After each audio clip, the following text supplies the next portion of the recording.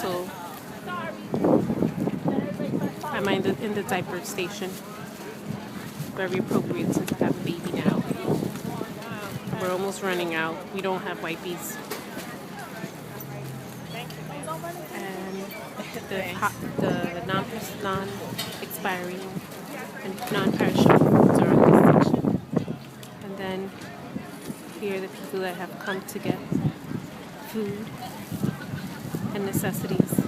And then we're here with Operation Blessing, and they're giving hot food.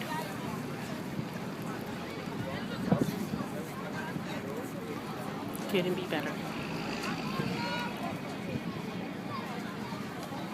Very excited, very happy.